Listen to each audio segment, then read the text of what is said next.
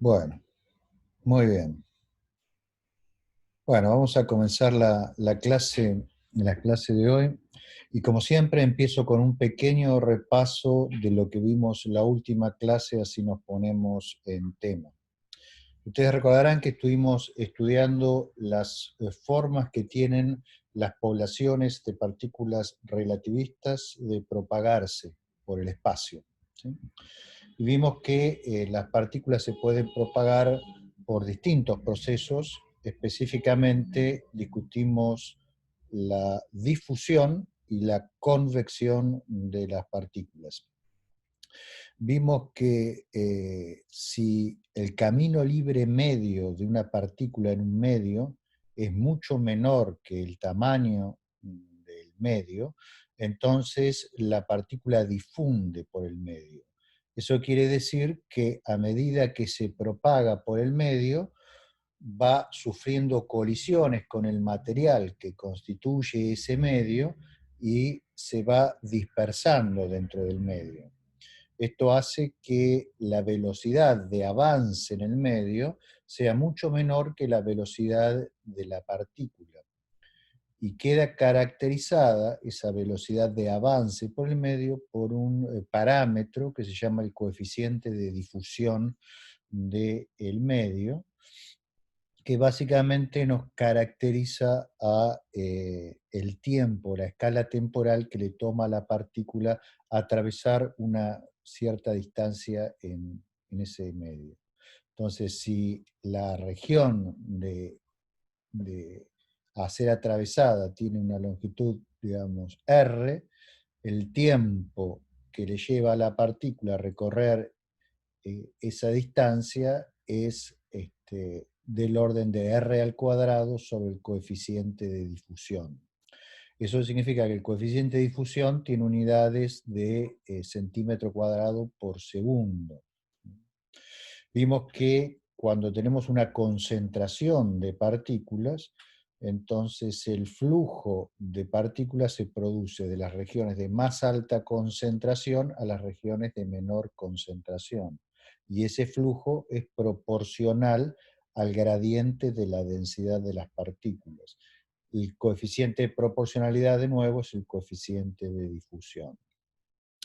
La convección, en cambio, se produce cuando todo el medio se mueve y al moverse el medio arrastra a las partículas que están en él.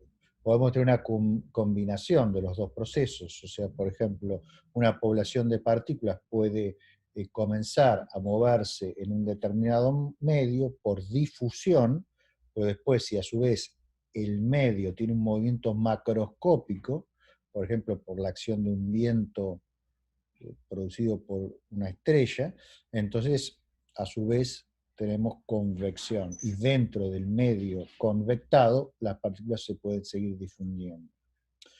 Todos estos procesos de propagación, además, pueden estar también intercalados con procesos de radiación o de ganancia de energía de las partículas, lo cual hace que toda la física asociada a la propagación de las partículas en medios astrofísicos sea compleja y es descrita por una ecuación que es una ecuación de transporte. Básicamente esa ecuación de transporte tiene en cuenta todos estos diferentes procesos físicos que afectan a las partículas en su propagación y nos indica cuál es en cada punto del espacio, en cada momento del tiempo, la distribución en energía de las partículas. Entonces, la forma general de la ecuación de transporte, que no es otra cosa que la ecuación de Boltzmann adaptada a un contexto astrofísico, nos dice cómo es la derivada de la concentración de partículas respecto del tiempo y nos indica que esa concentración de partículas puede variar si hay difusión, o sea, tenemos un término difusivo, si hay pérdidas o ganancias de energía por parte de las partículas durante el proceso, entonces tenemos un término asociado al movimiento en energía de las partículas. Podemos tener convección o desaparición de las partículas del medio, entonces tenemos también un término asociado a eso en la ecuación de transporte, y finalmente una inyección. Podemos tener inyección permanente de partículas porque, por ejemplo, podemos tener algunas fuentes en la región que nos interese estudiar. Entonces, resolviendo la ecuación de transporte, llegamos a saber cómo es la distribución de partículas siempre y cuando conozcamos la física del medio y de la interacción de las partículas con el medio. Entonces, en esa ecuación de transporte, el término de las fuentes, bueno, va a requerir un cierto conocimiento de los procesos de inyección de partículas. Por ejemplo, tenemos que saber si nuestras fuentes van a inyectar leyes de potencia de partículas o cuál es la distribución de las partículas que inyectan y cuántas partículas por unidad de tiempo, por unidad de volumen y por unidad de energía van a inyectar. También tenemos que conocer el estado dinámico del medio para ver si hay convección o no, la naturaleza de nuestras partículas para ver si decaen o no, y la física de la interacción de las partículas con el ambiente para ver si sufren pérdidas radiativas o pérdidas adiabáticas, o pérdidas de algún otro tipo de energía, o si ganan energía, por ejemplo, porque hay algún tipo de aceleración turbulenta durante la propagación. Todo ese conocimiento de la física de la propagación de las partículas lo vamos metiendo en los distintos términos de nuestra ecuación de transporte. Y lo mismo si conocemos el coeficiente de difusión, lo colocamos en nuestra ecuación para que nos indique cómo va a ser el proceso difusivo. Vimos que el coeficiente de difusión en general se puede computar como el camino libre medio de la partícula por la velocidad de las partículas. La velocidad de las partículas, como son partículas relativistas, va a ser una velocidad cercana a la de la luz, o sea, podemos usar la velocidad de la luz, pero el camino libre medio de las partículas requiere un conocimiento más detallado de la física de las interacciones. En una ausencia de ese conocimiento podemos apelar o bien a un conocimiento fenomenológico del índice del coeficiente de difusión. Podemos establecer, por ejemplo, fenomenológicamente que es una ley de potencia en la energía. Vimos que hay razones astronómicas para pensar que el coeficiente de difusión en el medio interestelar normal es del orden de 10 a la 28 centímetros al cuadrado por segundo por la energía en gigaelectronvolts elevada a 0.5. Bueno, podemos conocer eso, o podemos estar en una situación, digamos, que no es el medio interestelar estándar, podemos estar, por ejemplo, en las proximidades de una fuente, y entonces no saber cuál es el coeficiente de difusión.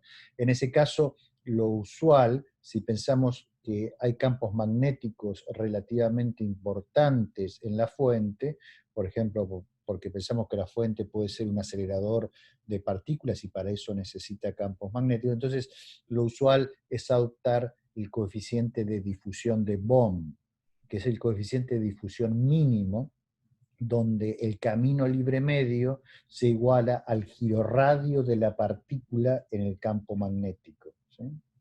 Entonces, bueno, con esa suposición es posible resolver en primera aproximación una ecuación de difusión relativamente sencilla. Vimos varios ejemplos en la clase pasada de cómo resolver la ecuación de difusión, vimos ejemplos donde podemos despreciar las variaciones respecto del tiempo, o sea, ejemplos estacionarios, y vimos cómo en esos casos, si tenemos, por ejemplo, unas pérdidas que sean proporcionales al cuadrado de la energía, se modifican los espectros de partículas que son inyectadas con leyes de potencia.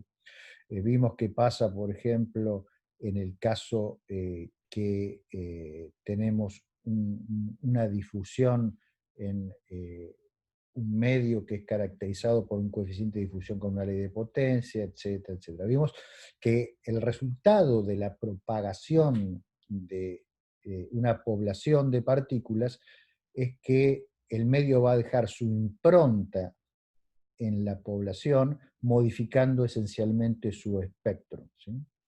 Las partículas se van a ir propagando y a medida que se propaguen, en cada punto del espacio el espectro se va a ir modificando de acuerdo a las interacciones que las partículas vayan sufriendo.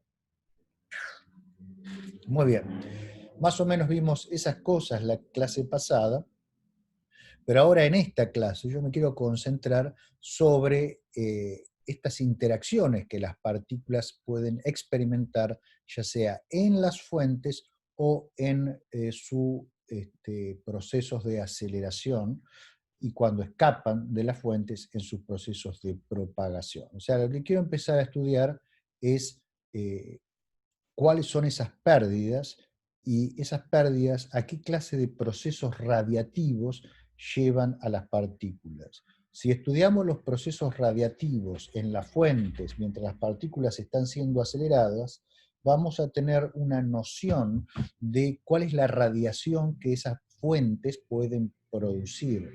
Entonces podemos utilizar nuestro conocimiento de estos procesos radiativos para resolver el problema inverso a partir de la radiación que detectamos aquí en la Tierra e inferir las condiciones de las partículas relativistas que están siendo aceleradas en estos objetos, y a su vez de la física de esas partículas podemos llegar a inferir cuestiones relacionadas con la física de todos de todos estos objetos, ¿no? De cuál es la astrofísica detrás de las fuentes que producen la radiación que observamos. Bueno, eso requiere un conocimiento detallado de los procesos de interacción de las partículas con distintos medios, y a eso nos vamos a dedicar en la clase de hoy y también en las próximas clases. Primero voy a introducir algunos conceptos muy generales para el estudio de las interacciones de las partículas, y después de eso voy a estudiar primero la radiación térmica, de la cual ya dijimos unas cuantas cosas al principio de este curso, y como primer proceso de radiación no térmica vamos a estudiar la radiación sincrotrón, ¿sí? Con que hoy lleguemos a empezar a estudiar radiación sincrotrón, me doy por satisfecho. Bueno, entonces comencemos introduciendo algunos conceptos bien elementales, ¿sí? Conceptos como el de intensidad, que es un concepto fundamental a la hora de estudiar procesos radiativos. ¿Qué es la intensidad de una radiación? Bueno, esencialmente es, si tenemos alguna clase de superficie que usamos como detector, o sea, todo detector que nosotros usemos para partículas siempre va a ser un detector material, en el sentido de que va a estar hecho de alguna sustancia. Entonces, va a tener que tener alguna superficie que esté expuesta a lo que nos llegue del espacio. Y lo que nos llega del espacio esencialmente son partículas, ¿sí? Entonces, la intensidad de partículas que va a incidir sobre la superficie de nuestro detector va a ser el número de partículas incidentes por unidad de área de nuestro detector, por unidad de ángulo sólido, ¿sí? Por unidad de tiempo. Entonces, la intensidad esencialmente es el número de partículas que van a incidir sobre una superficie que va a ser parte de nuestro detector. Número de partículas por unidad de tiempo, por unidad de área, por unidad de ángulo sólido.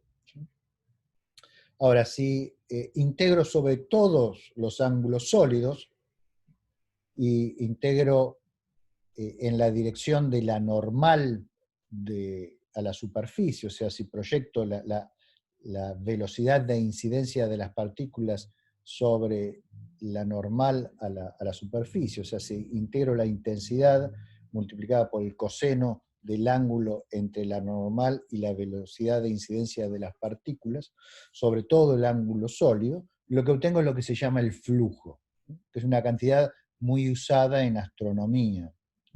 Por ejemplo, un radiotelescopio detecta flujo. ¿Flujo de qué? Bueno, el flujo de partículas, en este caso fotones de longitud de onda de radio, que llegan al detector, ¿sí? Y así cualquier detector en general detecta un flujo de partículas.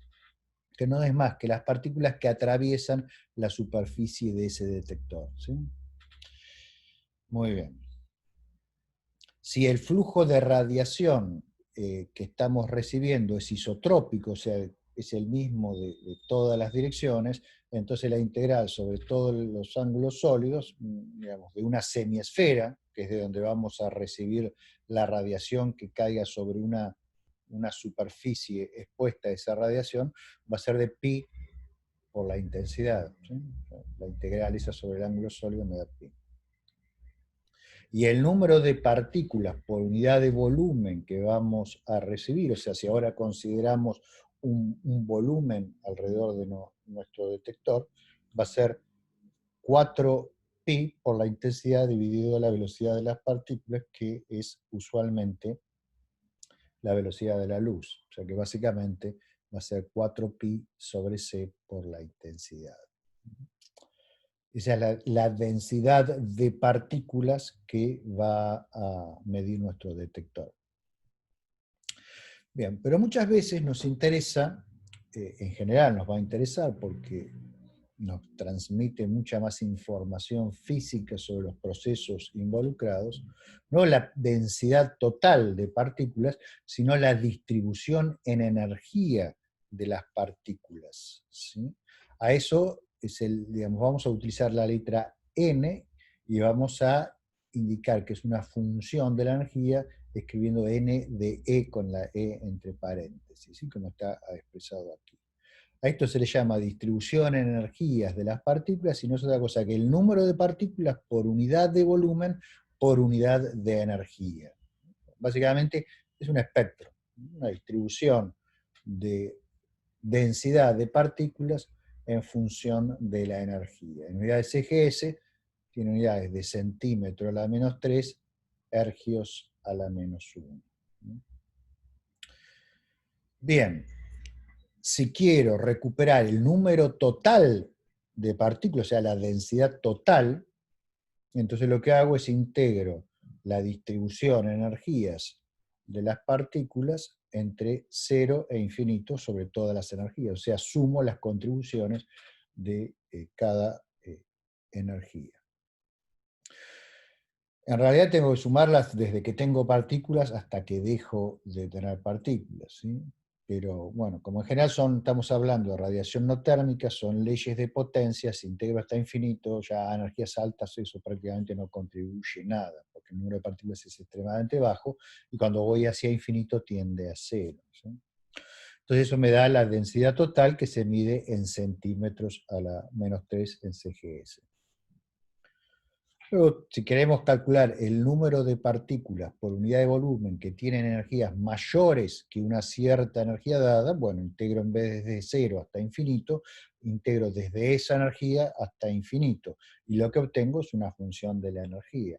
Pero estoy sumando las energías de las partículas que tienen energía mayor que esa energía E, ¿sí? Y el correspondiente flujo se hace la misma integral, pero sobre el flujo en vez de sobre la densidad. Bueno, todo esto que les acabo de decir, eso es lo que ven escrito aquí en la pantalla en este momento, ¿sí? Bueno, otro concepto que es muy importante y que va a aparecer mucho a lo largo de lo que queda del curso es el de la densidad de energía de las partículas. De hecho, ya lo he mencionado varias veces. Ustedes recordarán que en algún momento hablé de la densidad de energía de los rayos cósmicos en la vecindad del Sol. E incluso les dije cuánto vale eso. ¿Se acuerda alguien cuánto vale? La densidad de energía local, digamos, de rayos cósmicos.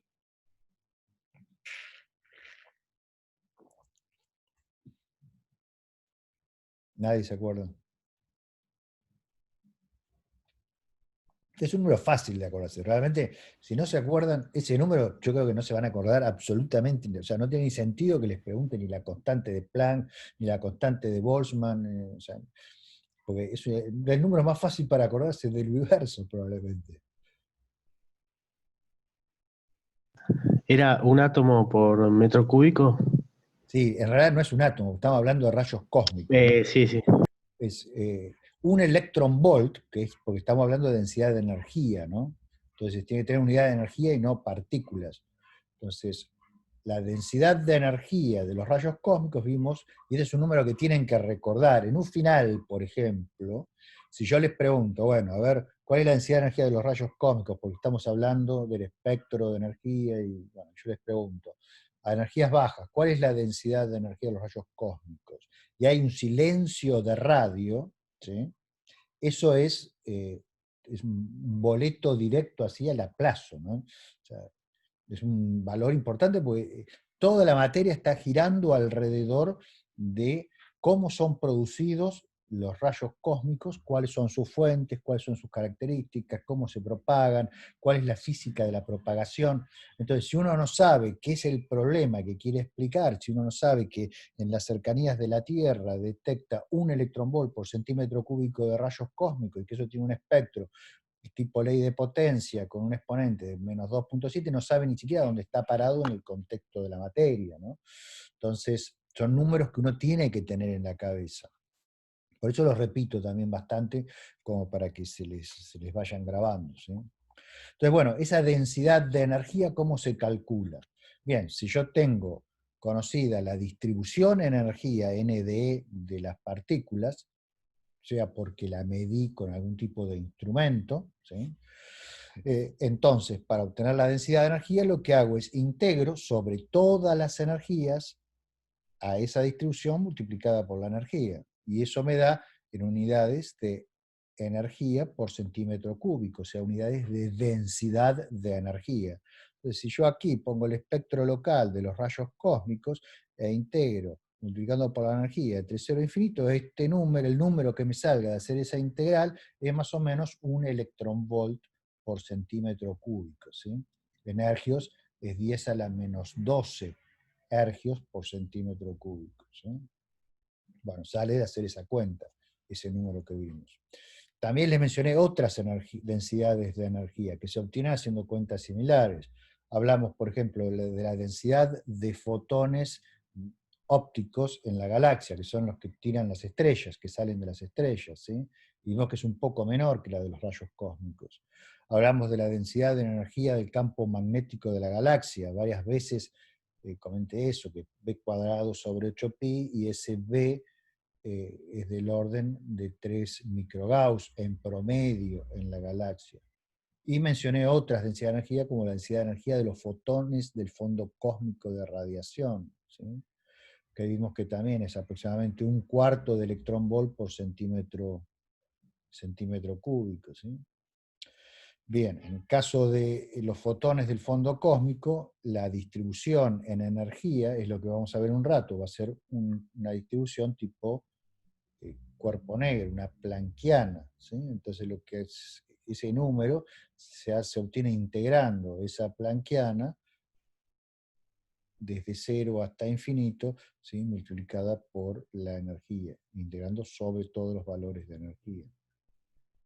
Bien, eso en cuanto a la densidad de energía. Si sabemos cuál es la densidad de energía y las partículas son relativistas, o sea, se mueven a velocidades cercanas a las de la luz, entonces el flujo no va a ser otra cosa que el producto de la velocidad por la densidad de energía, y si es isotrópico, dividido por 4pi, ¿sí? El flujo tiene unidades de energía por área por unidad de tiempo. O sea, es la cantidad de energía que atraviesa, ¿sí?, una superficie en un tiempo dado. Y finalmente, si conocemos la distancia a una cierta fuente, podemos calcular cuál es su luminosidad, ¿sí? La luminosidad entonces la vamos a definir si la fuente emite isotrópicamente, o sea, si emite lo mismo en todas las direcciones, como 4pi, debido a la isotropía, por la distancia al cuadrado. Eso porque toda fuente que emita isotrópicamente, ¿sí?, la densidad del flujo va a caer con el cuadrado de la distancia. Entonces 4pi por d al cuadrado, la integral entre una cierta energía e infinito para el flujo, y eso lo integramos sobre, ¿sí? Las unidades que tiene eso son de potencia, unidades de energía por unidad de tiempo, ergios por segundo en CGS. ¿sí? Entonces, si yo conozco el flujo, porque lo calculé para una fuente isotrópica con esta formulita que estaba aquí arriba, la luminosidad simplemente es 4pi por el tamaño de la fuente por el flujo de la fuente. Esa es la luminosidad total que emite la fuente, ¿sí? Entonces, si yo conozco la densidad de energía de una fuente, conozco su tamaño, puedo calcular cuál es su luminosidad. O si yo mido el flujo en la Tierra, por medio de esta otra expresión, y conozco la distancia a la fuente, puedo inferir cuál es la luminosidad de la fuente. Pero cuidado, porque cuando hago este cálculo, estoy suponiendo que la fuente emite isotrópicamente. Y hay muchas fuentes astrofísicas, como veremos más adelante, que no emiten isotrópicamente. O sea, emiten a veces en ciertas direcciones que son preferenciales. Por ejemplo, una fuente que tiene chorros jets emite preferencialmente en la dirección de esos jets. Entonces, si yo la estoy mirando, digamos, con mi ojo y el jet apuntando hacia mi ojo, lo que voy a ver es muy distinto que si el jet está perpendicular a la fuente, ¿sí? Entonces, si yo hago el cálculo de la luminosidad intrínseca utilizando esta fórmula que está aquí, que asume una isotropía, el resultado que me va a dar va a ser que voy a estar sobreestimando la luminosidad real de la fuente, ¿sí? Bien. Todo claro estas definiciones, ¿no? Pregunten si no se entiende, ¿sí? Bueno. Otro concepto de extrema importancia es el de sección eficaz para una cierta interacción, ¿sí? Vimos cuando hablamos de difusión que la difusión ocurre porque el camino libre medio de una partícula es menor que el tamaño de la región en la cual se propaga. ¿Y por qué es menor? Y es menor porque la partícula, una vez que empieza a propagarse en ese medio, interactúa, ¿sí? Entonces, lo que nos mide una sección eficaz es cuán probable es que ocurra una de esas interacciones, ¿sí? Entonces, las secciones eficaces son diferentes de acuerdo, obviamente, a la naturaleza de la interacción, ¿sí? Entonces, para cada tipo de partícula en un dado medio vamos a tener un tipo diferente de interacción. Entonces, supongamos que queremos estudiar las interacciones de una cierta clase, llamémosle I de momento. Entonces, el número total de interacciones que van a ocurrir por unidad de tiempo, por unidad de volumen en un determinado medio, cuando partículas de una cierta clase inciden en ese medio, va a ser proporcional al número de blancos, o sea, de partículas con las cuales se pueda interaccionar que haya en el medio, y va a ser proporcional al número de partículas incidentes que se propaguen por el medio, y para propagarse por el medio van a haber tenido que cruzar la superficie del medio. Así que aquí le estoy llamando, en este gráfico que ustedes están viendo aquí, diferencial de a la sección del medio, ¿sí? Número de partículas incidentes que atraviesen por unidad de tiempo a la superficie del medio. Entonces, si eso lo escribimos matemáticamente y usamos un subíndice B para las partículas que son blanco y un subíndice A para las partículas incidentes, lo que vamos a tener es que el número total de interacciones de tipo I que van a ocurrir va a ser proporcional a la densidad de partículas en el blanco por el volumen del blanco, que es NB por diferencial de B, y va a ser proporcional a el número de partículas que atraviesen la sección por unidad de tiempo, que va a ser el número de partículas, la densidad de partículas incidente, NDA, por la velocidad de esas partículas por la unidad de tiempo. Y el coeficiente de proporcionalidad de todas esas cosas con el número de interacciones es lo que se llama sección eficaz diferencial para la interacción I. Puedo tener en un mismo medio, incluso para una misma población de partículas incidentes, distintas secciones eficaces diferenciales de interacción, porque las mismas partículas pueden interactuar con el mismo medio por distintos procesos físicos. Por ejemplo, inyecto electrones, ¿sí?, en un cierto medio. Y bueno, los electrones pueden interactuar con ese medio por procesos como, por ejemplo, Bremsstrahlung relativista, o scattering Compton inverso, o radiación sincrotrón, o Bremsstrahlung térmico, etc. O sea, hay distintos tipos de procesos que pueden dar lugar a distintas clases de interacción de las mismas partículas con el mismo medio, y cada una de esas tiene una probabilidad diferente de que ocurra. Esa probabilidad es cuantificada por esta sección eficaz diferencial. ¿Sí? Bien, la sección eficaz, fíjense de esta fórmula que escribimos aquí, tiene unidades de centímetro cuadrado, o sea, tiene unidades de área esencialmente, la sección eficaz, y de ahí su nombre. ¿Sí? La sección eficaz total para, no diferencial, para un cierto tipo de interacción es la que obtengo integrando sobre todos los valores posibles de energía y momento para las partículas involucradas. ¿Sí? Tanto la sección eficaz diferencial como la sección eficaz total son invariantes relativistas. ¿Esto qué significa? Que no cambian con el estado de movimiento del sistema de referencia en el cual yo las determine. ¿Y por qué no cambian? Y porque lo que nos está diciendo esencialmente es cuántas interacciones ocurren, y esos hechos no se pueden modificar por un cambio en el sistema de representación conceptual de la naturaleza que yo adopte. ¿Sí? O sea, el número de interacciones que ocurra es el mismo si yo lo miro desde un sistema que de otro. ¿Sí? Bien. En cuanto a las unidades que se suelen utilizar en astrofísica y en física para medir la sección eficaz, como la sección eficaz suele ser para las interacciones de las partículas fundamentales muy pequeñas, no se utiliza centímetro al cuadrado, sino se utiliza una unidad que se llama el barn. ¿Sí? Y el barn es una unidad extremadamente chica, es 10 a la menos 24 centímetros al cuadrado. ¿Sí?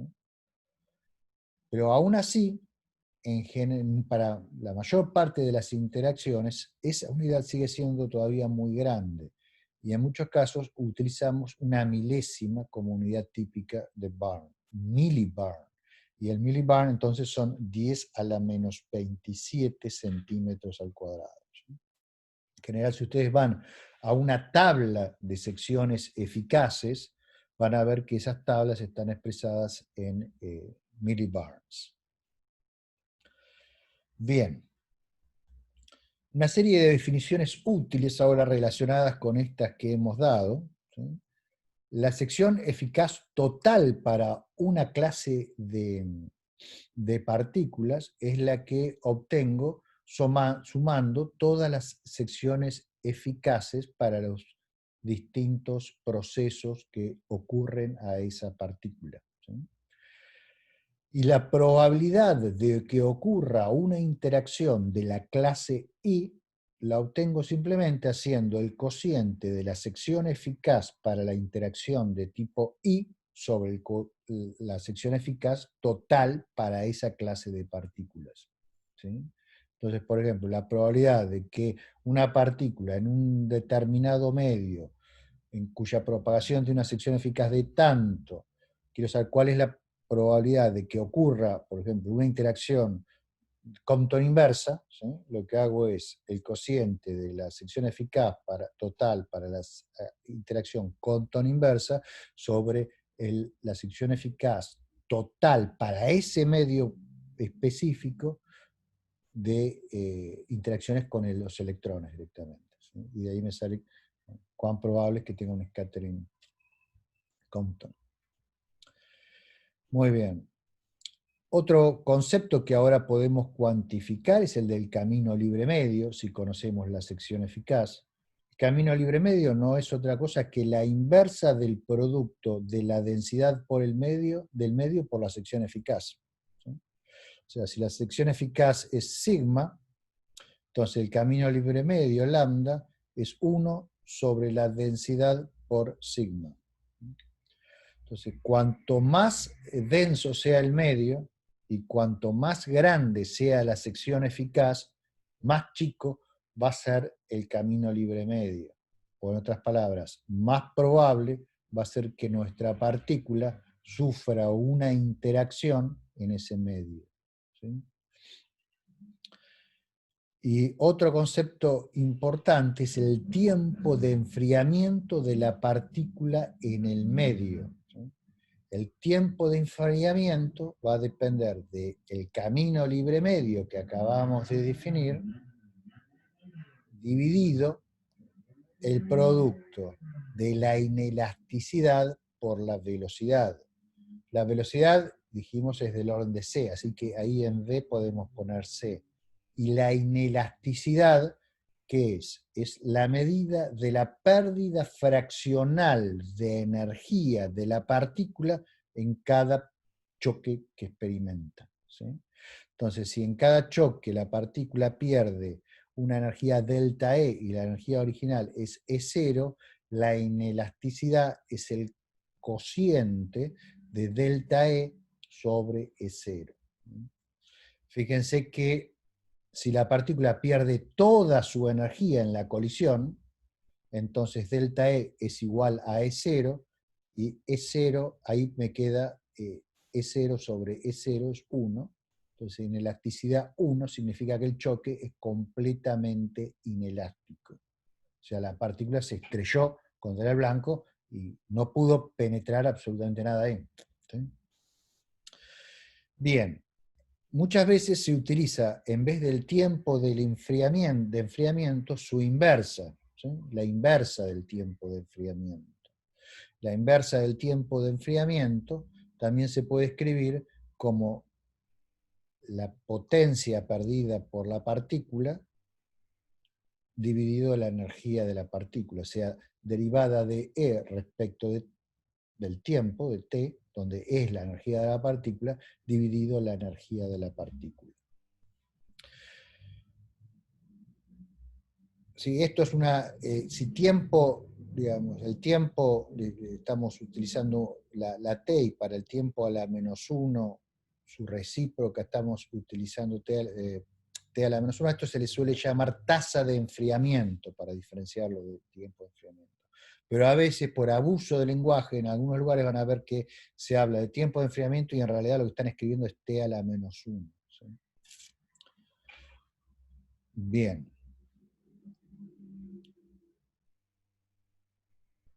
Si tengo muchos procesos, o sea, si la partícula al propagarse por un medio va perdiendo energía por distintas interacciones, de nuevo en el caso de un electrón que se propaga, por ejemplo, por el medio interestelar, pierde energía por radiación sincrotrón, pero también puede perder energía por Bremsstrahlung, ¿sí? Y también puede perder energía por interacciones Compton inversa con fotones, por ejemplo, del fondo cósmico. O sea, hay distintos procesos. Entonces, la escala temporal de enfriamiento para la partícula no va a ser otra cosa que la suma de todas las escalas temporales de enfriamiento. En el caso de la tasa de enfriamiento, la suma de todas las tasas de enfriamiento, ¿sí? Bien. ¿Se va entendiendo esto?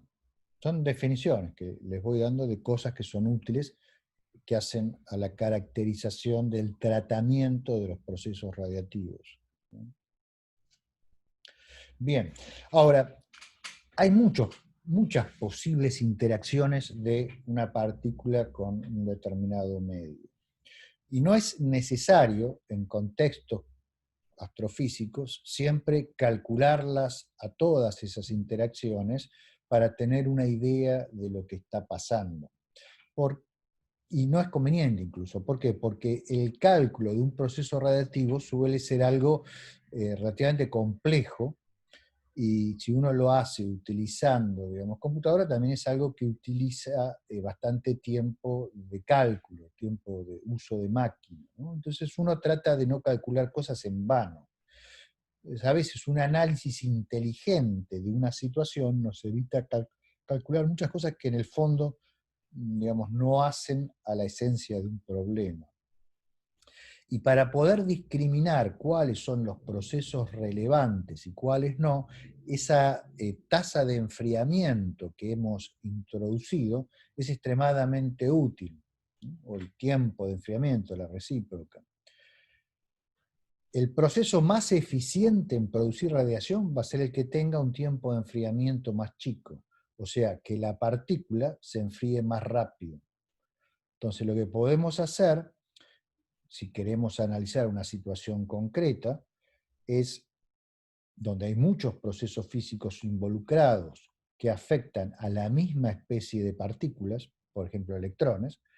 Lo que vamos a hacer es calcular los tiempos de enfriamiento de todos esos procesos para los electrones en ese medio concreto, por ejemplo radiación sincrotrón, scattering Compton, inverso, Bremsstrahlung, distintos procesos.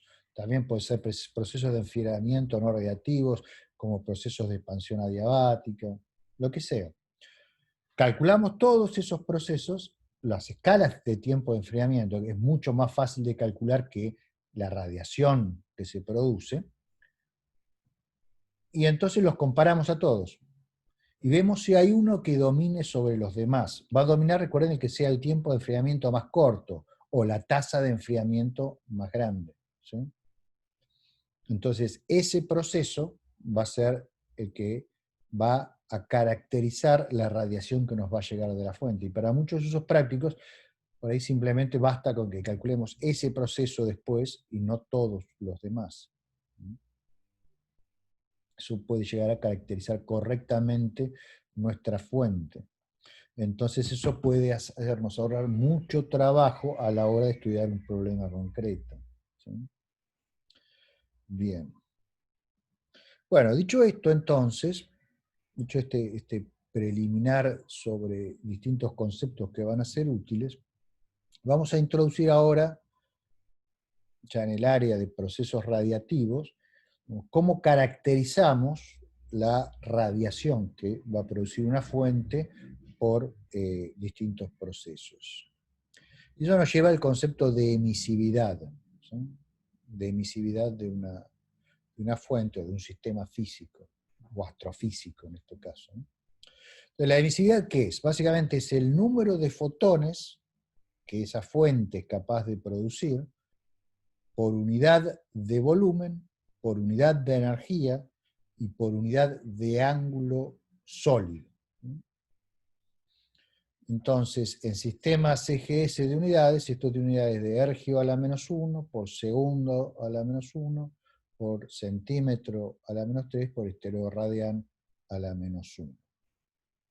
Entonces, la emisividad, si yo logro calcular la emisividad de una cierta región, una parte de una fuente, una región del espacio, un determinado objeto, si yo llego a conocer la emisividad, entonces después simplemente si integro sobre el volumen que ocupa en el espacio ese objeto, ¿sí?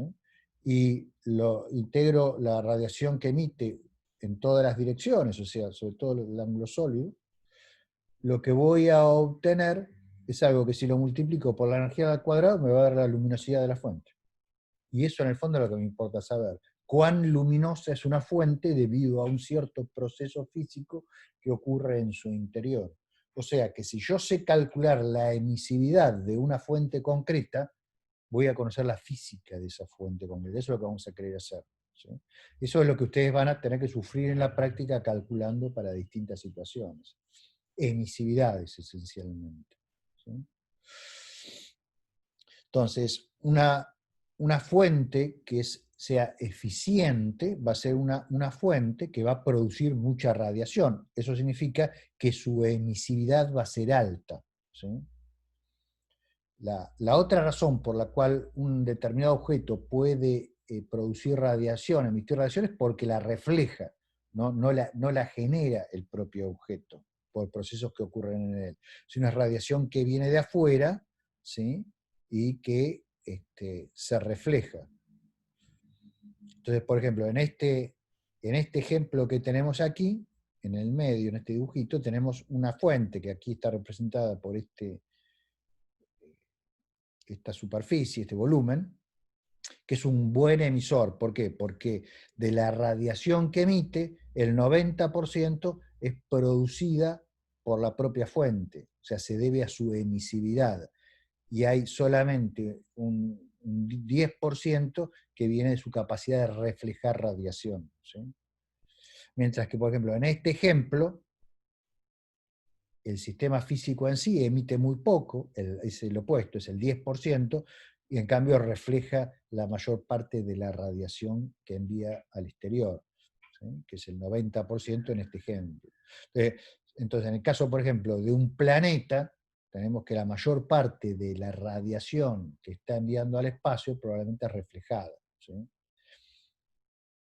Mientras que en el caso de una estrella, la mayor parte de la radiación que envía al espacio es producida, es debida a la emisividad de la estrella. Entonces, entender la emisividad implica entender cuáles son los procesos físicos que ocurren adentro de la fuente que producen esa radiación. Y no solo entenderlos, sino que además cuantificarlos para poder calcular la radiación total de la fuente, ¿sí? Fíjense que un cuerpo negro es un objeto que tiene una emisividad perfecta. Cuerpo negro es algo que si ustedes le tiran radiación, se la chupa, la absorbe, ¿sí? O sea, tiene reflectividad 0 y tiene emisividad 1. O sea, el 100% es radiación térmica producida en el objeto y no refleja absolutamente nada. De ahí el nombre, cuerpo negro, ¿sí? Entonces, bueno, nuestra cuestión es cómo se calcula esta emisividad que está aquí. Entonces, si a ustedes les parece, me voy a hacer el mate, pero van a ser las 5 ahora, y cuando vuelvo empezamos a charlar de cómo se calcula esa emisividad, ¿sí? Desconecto un segundito la grabación.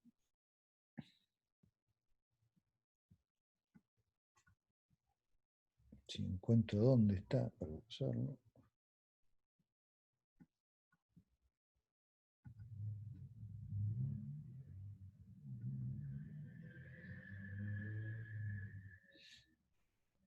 Aquí. Ahí está. Bueno, entonces, dijimos que la emisividad es el número de fotones, básicamente,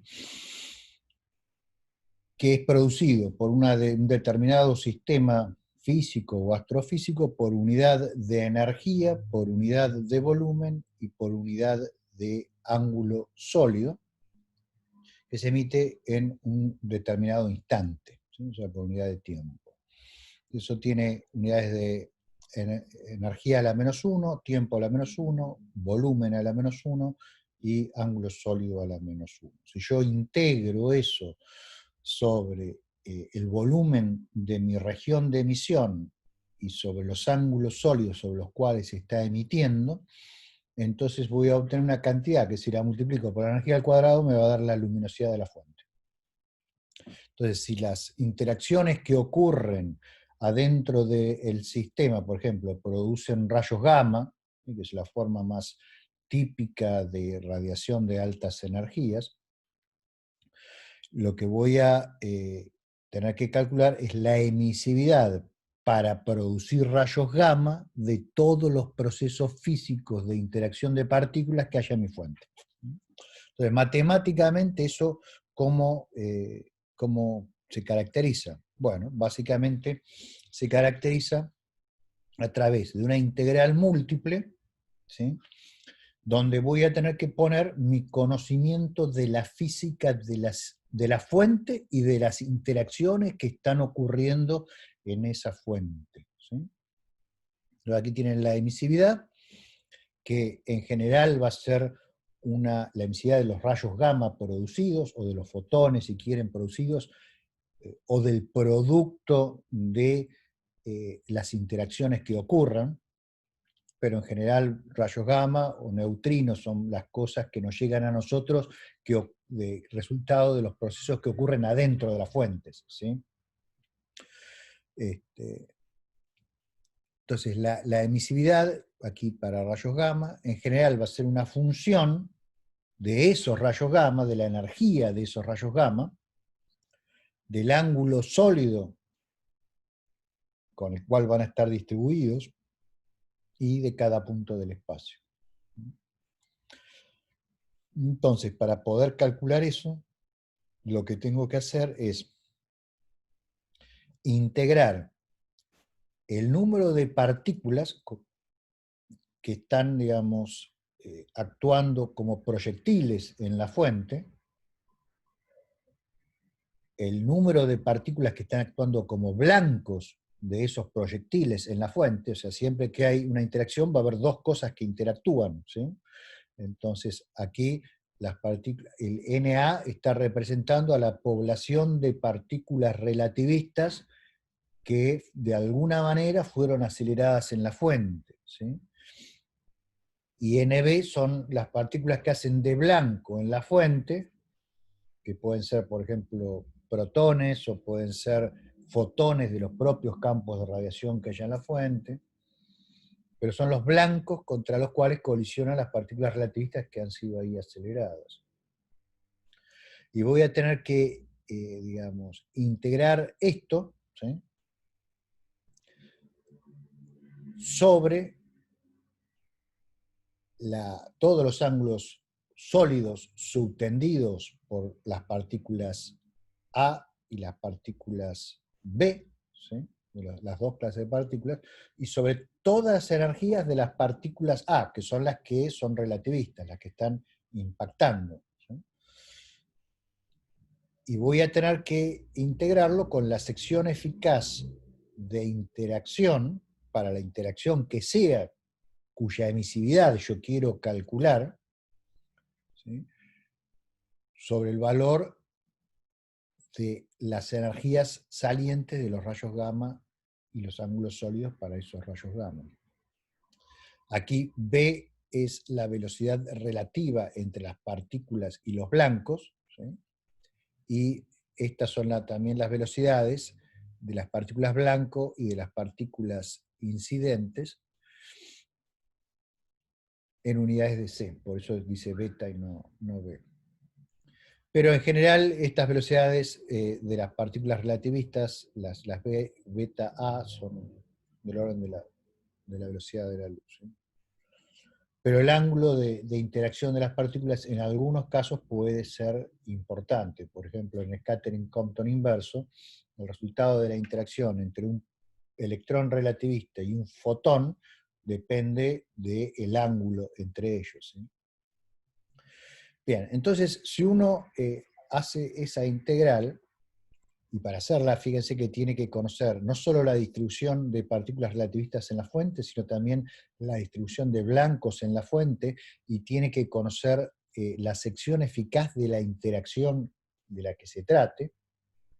Entonces, si uno resuelve esa integral, porque conoce esas cosas, entonces lo que obtiene es esta emisividad, en este caso para rayos gamma, que nos puede dar, la podemos usar inmediatamente para calcular la luminosidad del sistema en rayos gamma.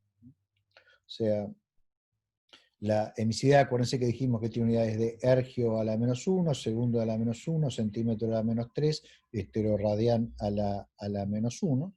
Entonces podemos definir una emisividad específica, ¿sí?, tal que si la multiplicamos a esa emisividad específica por E al cuadrado, o sea, de este ergio a la -1, con el E al cuadrado nos va a quedar un ergio, integramos después sobre el volumen de la fuente, y suponiendo que la fuente es isotrópica, le ponemos 4π adelante, entonces nos queda en la luminosidad tradicional en ergios por segundo, que es la potencia de la fuente, en este caso la potencia en rayos gamma, ¿sí? Muy bien. Ahora, no avanzamos mucho, simplemente dijimos qué es la emisividad y cómo calcularla matemáticamente, pero toda la física va a estar metida acá, en la sección eficaz de la interacción. Para poder decir cómo es esto, tenemos que conocer las interacciones en cuestión, ¿no es cierto?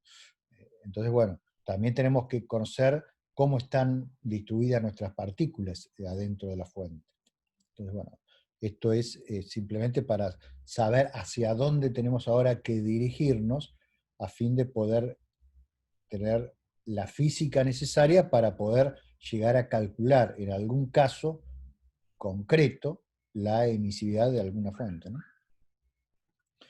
Bien, empecemos con lo más sencillo y que ya vimos al principio, que es la radiación térmica, ¿sí? O sea, la forma más fácil de producir radiación electromagnética es agarrar y calentar algo, ¿no? Si ustedes agarran y calientan la pava y la ponen al rojo vivo, y bueno, ya esa pava va a empezar a emitir fotones. Se pone al rojo, de hecho, porque está emitiendo fotones este, en el rojo del espectro, ¿sí? Si ustedes la siguiesen calentando, bueno, la llevan al violeta y la pasan al ultravioleta y bueno, si siguen la desintegran. Entonces, bueno, la forma más fácil de emitir radiación es calentar un sistema. ¿Por qué? Porque ¿qué es calentar? Calentar el sistema es, digamos, agitar las partículas que forman el sistema, incrementar la energía cinética de las partículas que conforman el sistema, ¿sí?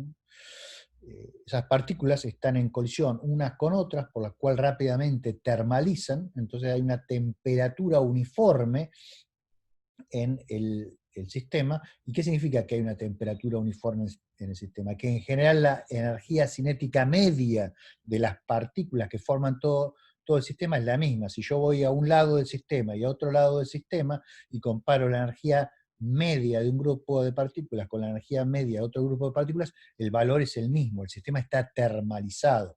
Para que esté termalizado, todas las partículas tuvieron que haber estado en un contacto unas con otras en algún momento para que la energía se distribuyese entre ellas de acuerdo a una situación que haga de la entropía un máximo, ¿sí? Entonces, en esa situación de máxima entropía, el sistema ya no cambia y está en estado de equilibrio termodinámico. Un sistema que está en equilibrio termodinámico tiene a las partículas en una distribución que, como vimos, es la distribución de Maxwell-Boltzmann.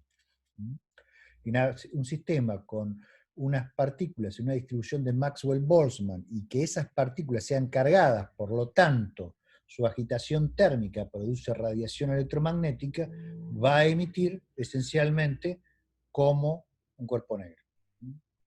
Y el espectro de esa radiación va a ser un espectro que va a venir descrito por la distribución de Planck, que ustedes, bueno, que ya mencionamos y que ustedes han visto en Física 5. Entonces, la situación es que si yo agito un sistema, por ejemplo un gas, ¿sí? Si lo caliento, entonces los electrones libres van a pasar cerca de los átomos, van a sufrir una desviación por la fuerza coulombiana entre esos átomos, o sea, el electrón está cargado negativamente, el protón está cargado positivamente, entonces va a atraer al electrón el protón, el electrón va a ser acelerado, y ustedes saben que una partícula acelerada emite radiación electromagnética, ¿sí? Entonces, recordarán de electromagnetismo que la radiación electromagnética producida por una partícula de una aceleración a viene dada por esta expresión, es proporcional a al cuadrado, ¿sí? E es la carga de electrón y C es la velocidad de la luz. Entonces, en el caso de la radiación térmica vimos que la distribución en energía de la radiación producida es una planckiana, ¿sí? Una distribución del estilo de un cuerpo negro. Energía, digamos, la puedo fácilmente transformar en energía para los fotones es h nu, ¿sí? Donde h es la constante de Planck y nu es la frecuencia del fotón. la frecuencia la puedo transformar fácilmente en longitud de onda. Entonces, bueno, aquí en este gráfico lo que estamos viendo es la intensidad de la radiación versus la longitud de onda, en metros en este caso, de la radiación. Pero esencialmente estos gráficos son siempre espectros, o sea, son intensidad versus energía. Bueno, aquí tenemos una distribución térmica y en comparación una distribución no térmica. O sea, esto es producido, se dice no térmica porque estas partículas están fuera del equilibrio termodinámico como vimos antes, ¿no? Un ejemplo que ya vimos, y este gráfico se los mostré en la primera clase, de espectro aproximadamente térmico y, digamos, tipo cuerpo negro, es el que obtenemos de las estrellas. Esencialmente las estrellas emiten porque están calientes. Y la temperatura característica de esa distribución espectral es la temperatura en la superficie de la estrella. No en el interior. En el interior la temperatura es mucho mayor, pero ¿qué pasa? Los fotones que se producen en ese interior mucho más caliente no escapan, no llegan a nosotros porque el camino libre medio de esos fotones es muchísimo más chico que el tamaño de la estrella. Entonces los únicos fotones que escapan, al ser la estrella opaca su propia radiación, son los de la atmósfera externa de la estrella. En el caso del Sol, cuyo espectro estamos viendo, recuerden que lo que está en amarillo es el espectro del Sol, más o menos cómo se mide afuera de la Tierra. Entonces, fíjense, y esta línea que está dibujada aquí es, es el ajuste de un cuerpo negro, ¿sí? Con una temperatura típica de, yo ahora no me acuerdo, 5.550 grados centígrados, que es la temperatura en la superficie del Sol. Bien, esto es un espectro básicamente térmico. Bueno, obviamente no es perfecto porque el Sol no está exactamente en equilibrio termodinámico, en el Sol pasan un montón de cosas, hay flares, hay un montón de procesos ocurriendo. Y además, bueno, si lo tratamos de medir esto en la superficie de la Tierra, hay un montón de elementos en la atmósfera que van a absorber una parte de esa radiación, entonces no vamos a detectarla como se puede detectar desde el espacio, entonces no va a ser tan parecido a un cuerpo negro. Pero en general, un sistema en equilibrio termodinámico va a emitir con un cuerpo negro. Y la distribución de fotones en el cuerpo negro con la energía viene dada por la distribución de Planck, ¿sí? Que es esta que está aquí escrita, ¿no? O sea, esto es la densidad, el número de fotones por unidad de energía, por unidad de volumen, ¿sí? Que tienen energía pH de fotón, ¿sí? De fotón. Entonces, fíjense que la característica fundamental de esto, de esta función de la energía, es que solo depende de la temperatura de la fuente.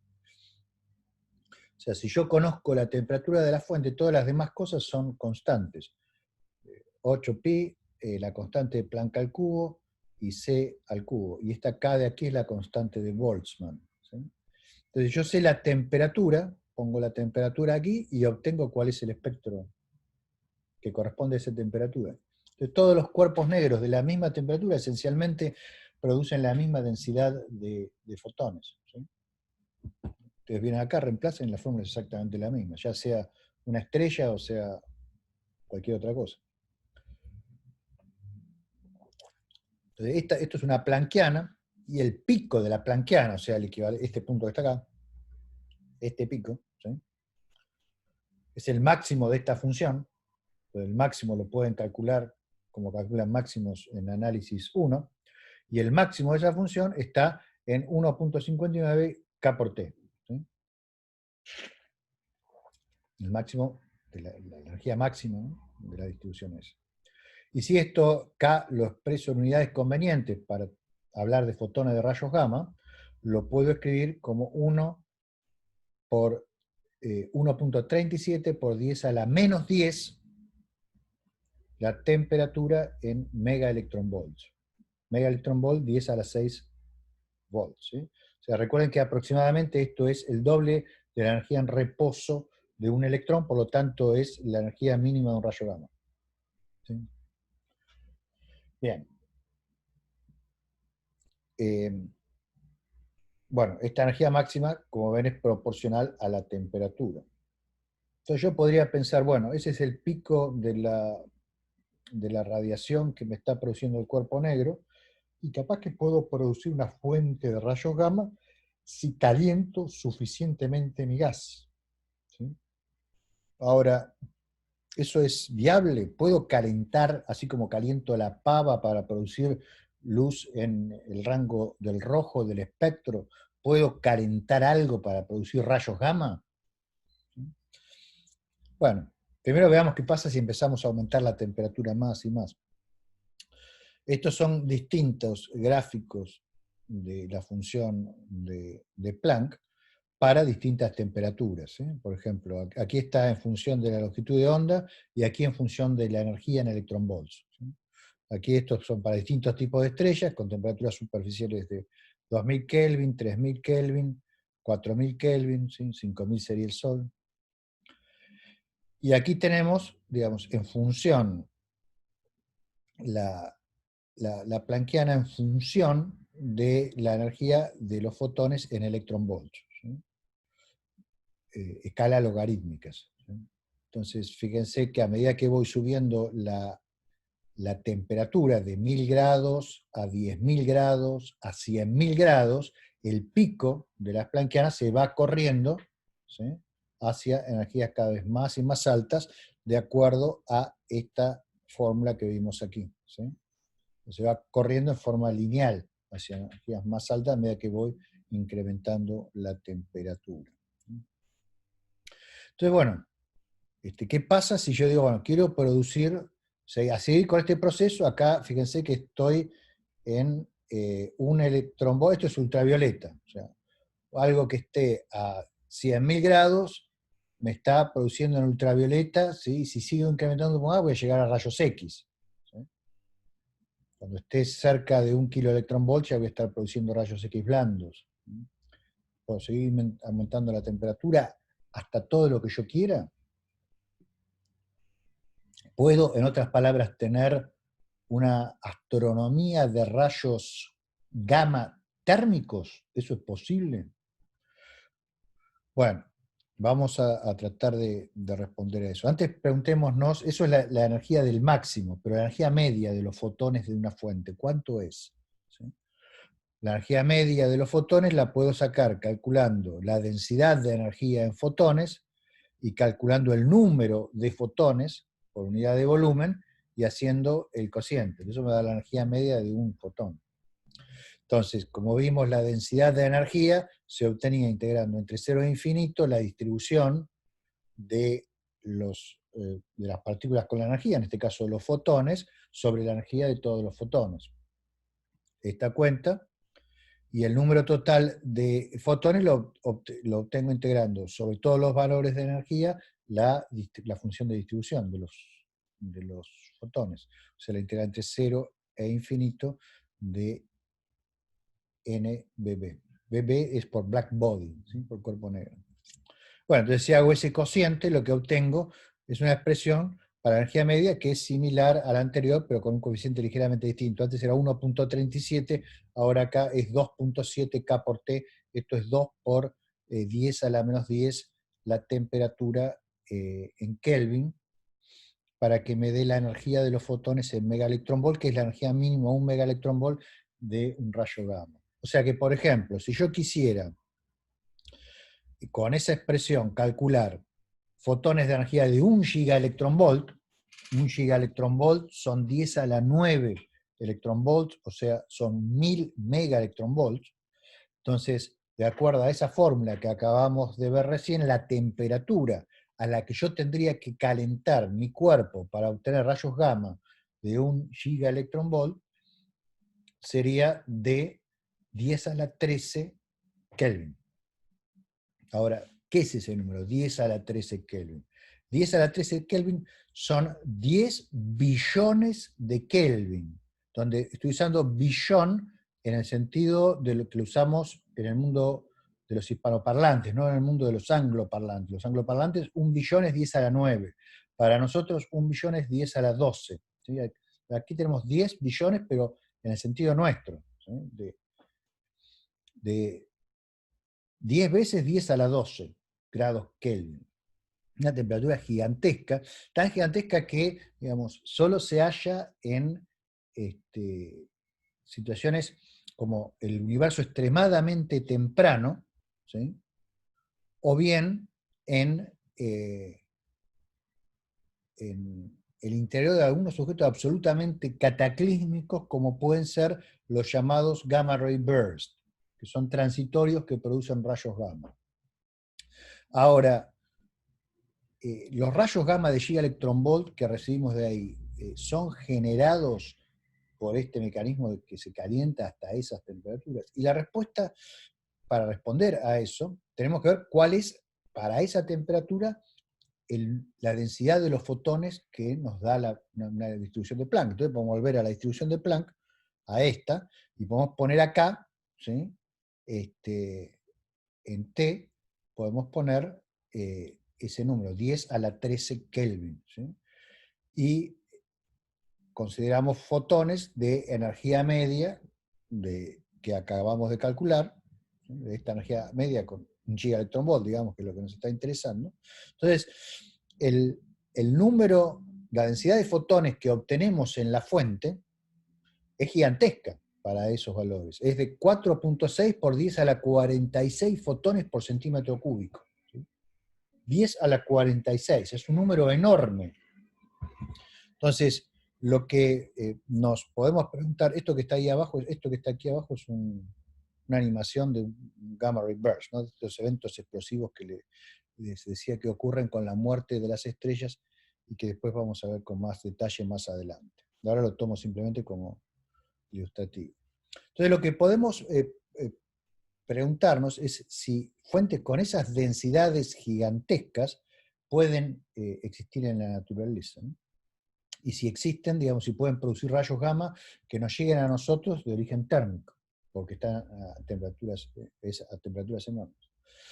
Entonces, para responder a eso, pensemos en el concepto de camino libre medio que introdujimos antes, que recuerden ustedes era el producto de la densidad de las partículas por la sección eficaz de las partículas a la -1. Entonces, si la densidad de los fotones de 1 gigaelectronvolt es de 10 a la 46 o algo así, y lo multiplico por la sección eficaz de la interacción que me aniquila los fotones, porque el fotón, si tiene una energía mayor que el umbral para aniquilar un par electrón-positrón, o sea, si tiene una energía mayor que 1 megaelectronvolt, o sea, si corresponde a una temperatura mayor que 10 a la 10 Kelvin, entonces va a poder, por medio de esta interacción gamma-gamma que ya estudiamos, producir un par electrón-positrón, ¿sí? Entonces, si el camino libre medio es más grande que la fuente, más grande que la fuente, ¿sí? El fotón va a poder escapar y llegar a nosotros. Pero si el camino libre medio es más chico que la fuente, el fotón va a quedar atrapado adentro de la fuente y no va a poder salir. Simplemente se va a aniquilar con otro fotón produciendo un par electrón-positrón. En otras palabras, la fuente resulta opaca a su propia radiación si el camino libre medio de esa radiación es menor que el tamaño de la fuente. ¿Sí? ¿Cuál es la sección eficaz para esta interacción? Bueno, podemos tomar la sección eficaz de Thomson, que es la sección eficaz de interacción electromagnética. Esto básicamente es una aniquilación electromagnética. 10 a la menos 24 centímetros al cuadrado, ¿sí? Entonces fíjense que me quedaba, tenía como un 10 a la 46 de la densidad de los fotones, 10 a la 46 por 10 a la menos 24, ¿sí? Me da 10 a la 22, y 10 a la 22 lo tengo a la menos 1, y eso tiene unidad de centímetro. O sea que me queda algo que es, digamos, muchísimo menor que un centímetro, 22 órdenes de magnitud menor que un centímetro. O sea que obviamente el fotón no va a escapar, porque no importa cuán chica sea la fuente astrofísica, va a ser más grande que ese tamaño, ¿sí? Ergo, no puedo tener fuentes térmicas de rayos gamma porque son opacas a su propia radiación debido a que se aniquilan los rayos gamma produciendo pares. No puedo calentar un objeto más allá de 10 a la 10 Kelvin. ¿Por qué? Porque a 10 a la 10 Kelvin los fotones adquieren energías del orden del megaelectronvolt, como vimos antes. Y cuando un fotón tiene una energía del orden del megaelectronvolt y un camino libre medio que es más chico que la fuente, entonces lo que va a pasar es que se va a aniquilar con otro fotón de una energía similar para producir un par electrón-positrón, y la fuente es opaca. ¿Sí? Entonces no hay astronomía de rayos gamma térmica, no hay rayos gamma térmicos. ¿Sí? Bien, lo que puede haber es una producción de rayos gamma de energías muy altas en una región muy compacta, pero lo que van a hacer esos rayos gamma es aniquilarse produciendo pares. Entonces lo que voy a tener es un montón de pares producidos con mucha energía cinética en un lugar muy chiquito. ¿Y eso qué hace? Se expande. Cuando se expande, se enfría, produce más radiación, pero a una temperatura menor, pero todavía el sistema es opaco a esa radiación. Entonces se producen nuevos pares, pero con menos energía. El sistema se sigue expandiendo, hasta que va a llegar un momento que se va a expandir a un tamaño tal que finalmente se va a hacer transparente a su propia radiación. Y ahí van a escapar los fotones, pero no van a ser ya fotones rayos gamma, porque eso va a suceder, el sistema se va a volver transparente a su propia radiación cuando la temperatura caiga por abajo de 10 a la 10 Kelvin y ya los fotones no tengan energía como para poder producir pares electrón-positrón. Entonces lo que voy a obtener es una fuente de rayos gamma duros, pero no una fuente, perdón, de rayos X duros, pero no una fuente de rayos gamma. ¿Sí? Bien, entonces, ¿a qué conclusión nos lleva todo esto? A que la radiación gamma, por arriba del megaelectronvolt, tiene que ser no térmica. ¿Sí? Y de ahí que nos vamos a dedicar a estudiar procesos radiactivos no térmicos en general en astrofísica relativista. Porque al ser relativista, digamos, lo que nos va a interesar son las partículas que tienen energías cinéticas del orden de su energía en reposo. Entonces, por definición, van a estar en sistemas donde van a cumplirse estas condiciones que acabo de denunciar. ¿Se entiende? ¿Sí? Sí. Bueno, muy bien. Muy bien. El perro parece que entendió bien. Bueno, vamos entonces a empezar a estudiar mecanismos de producción de radiación no térmica. ¿Sí? Y la justificación es esto que dije antes. Y el primero es la radiación sincrotrón, que ya hemos mencionado en el pasado, y que es el producto de la interacción de una partícula relativista que tiene carga eléctrica con un campo magnético. Es un tipo de radiación extremadamente común, por la sencilla razón de que los campos magnéticos están por todo el universo. Tenemos campos magnéticos en la magnetosfera de la Tierra, tenemos campos magnéticos dentro del sistema solar, dominados por el campo magnético del Sol y por el viento solar. Tenemos campos magnéticos en los planetas, particularmente el campo magnético en Júpiter es muy poderoso. Las estrellas tienen campos magnéticos. Hay un campo magnético a gran escala en la galaxia, cuyo origen no es bien establecido, no está bien establecido, y finalmente hay campos magnéticos intergalácticos. ¿Sí? Entonces, por donde sea que estén nuestras fuentes y por donde sea que se propaguen las partículas relativistas, va a haber campos magnéticos. ¿Sí? Y entonces va a haber una interacción entre las partículas, si tienen carga, con esos campos magnéticos. Obviamente los fotones no van a interactuar con los campos magnéticos, a menos que estemos en un régimen cuántico donde vamos a ver después que sí hay esa interacción. O los neutrones, que no tienen carga, bueno, no van a interactuar con el campo magnético, por lo menos a energías moderadas. ¿Sí? Ahora, los electrones van a interactuar. Y los protones también. El efecto, sin embargo, va a ser mucho más importante sobre los electrones porque son 1000 veces menos masivos que los protones. Y después vamos a ver en la matemática cómo eso queda reflejado y cuántos órdenes de magnitud más importantes van a ser los efectos sincrotrónicos en los electrones que en los protones.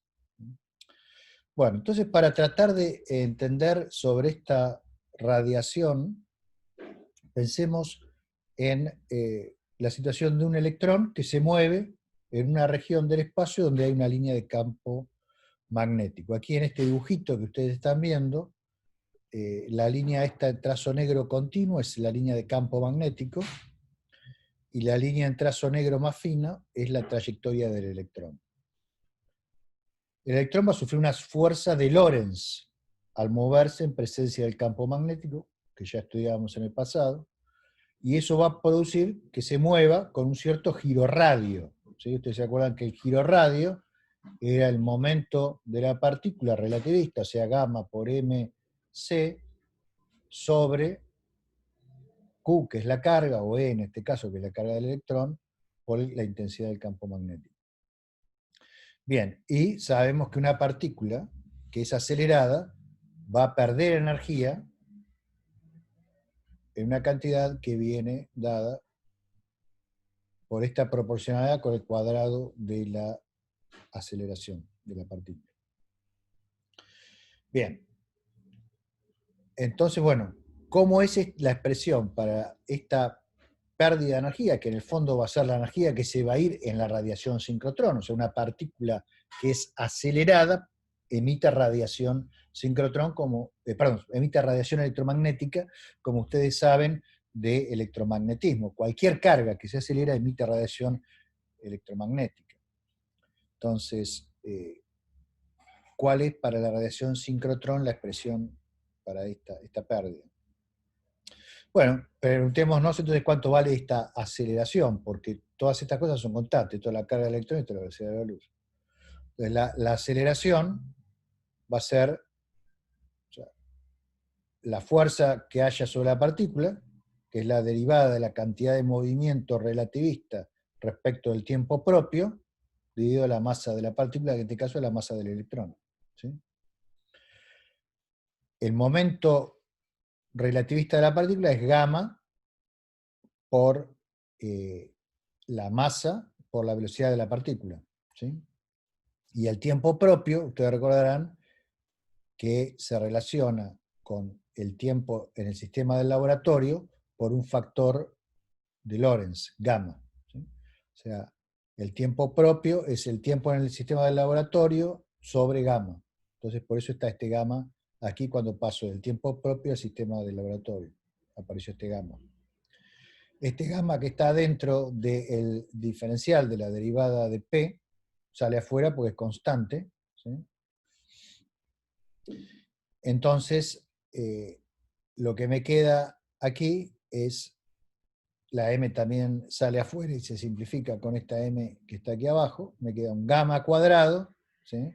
Y me queda la derivada de la velocidad respecto al tiempo, que no es otra cosa que la aceleración, en este caso la aceleración centrípeta, ¿no? Que me está haciendo mover la carga alrededor de la línea de campo, que es B cuadrado sobre el giro radio.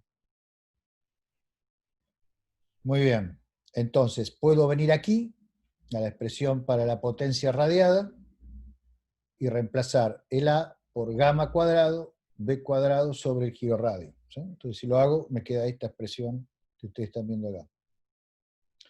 Bueno, acá simplemente distribuyo el cuadrado y lo llevo a esta forma, que es proporcional a gamma a la cuarta, factor de Lorentz a la cuarta, y dividiendo tengo un giro radio, ¿sí? Al cuadrado. ¿Sí? Del cuadrado viene de este cuadrado que afecta al giro radio que está acá. Entonces recordemos que el giro radio es gamma por mc cuadrado, aquí está la energía, E sobre B. ¿Sí? Entonces reemplazo el giro radio por la expresión que tiene aquí, en este cuadrado, reagrupo y hago las cuentitas y me queda que la potencia va a ser proporcional a gamma al cuadrado y proporcional a b al cuadrado. Entonces, las pérdidas de energía por radiación sincrotrón, o sea, la energía que se lleva la radiación sincrotrón, va a ser proporcional al cuadrado de la energía de la partícula radiante, que es este gamma cuadrado que está acá, y al cuadrado del campo magnético. ¿Sí? Bueno, ese es un resultado importante que es muy, muy útil.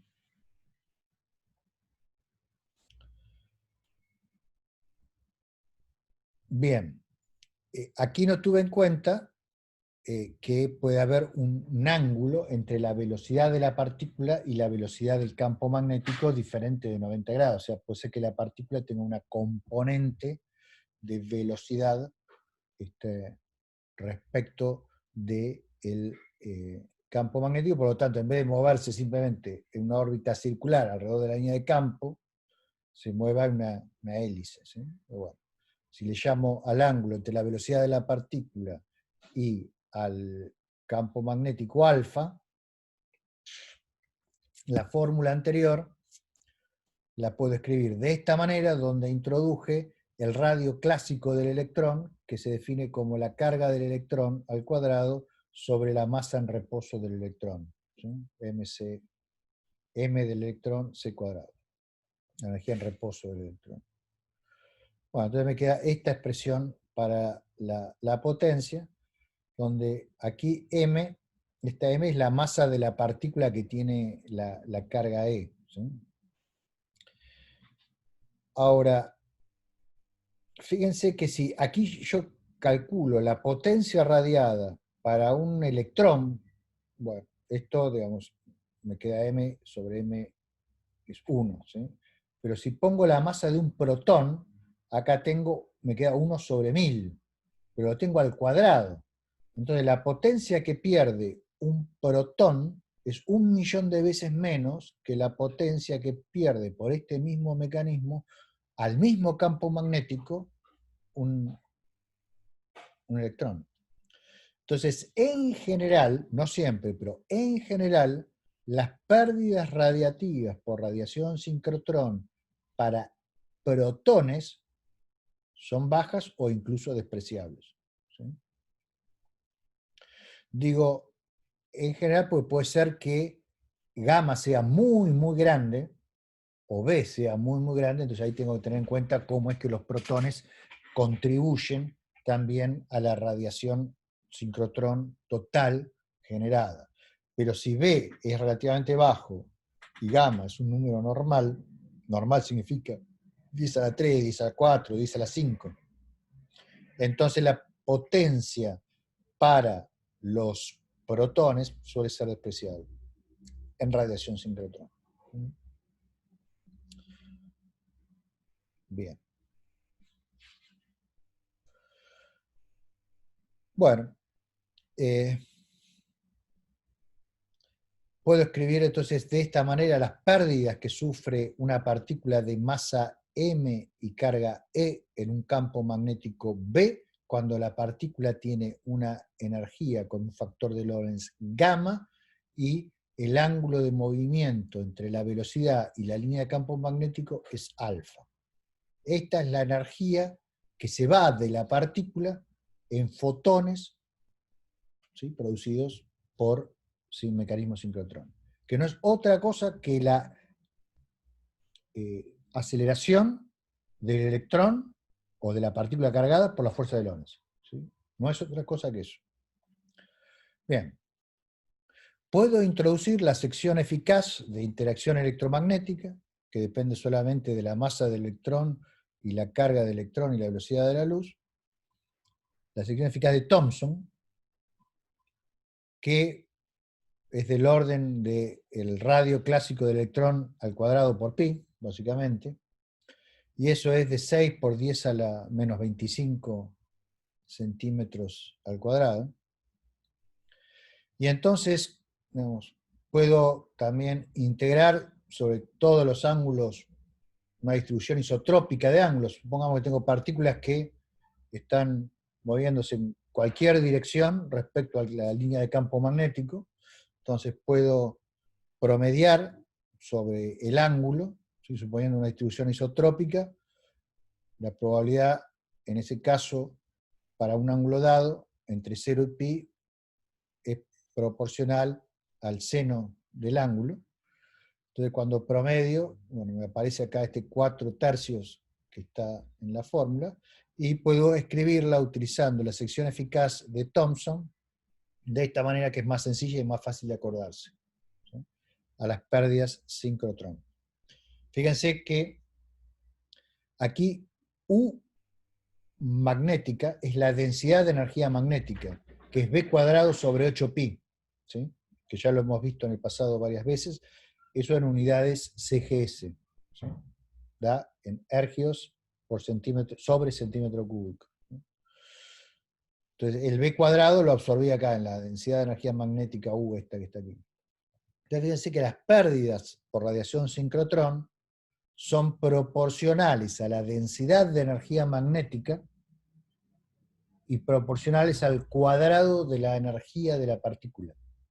¿Se acuerdan que cuando estudiamos la ecuación de difusión y consideramos pérdida sincrotrón, en el término de las pérdidas pusimos A por E al cuadrado? La razón es esta. ¿Sí?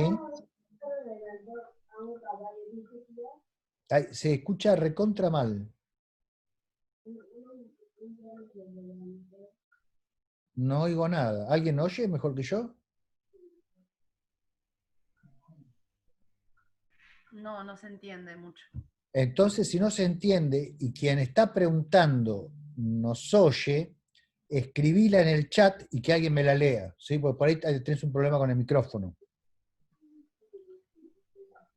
Entonces, lo que estaba diciendo, mientras escribe la pregunta, es que aquí está la justificación de por qué cuando consideramos pérdida sincrotrón en nuestro análisis de la ecuación de transporte solamente con pérdidas de este tipo, pusimos A por E al cuadrado, porque son proporcionales al cuadrado de la energía.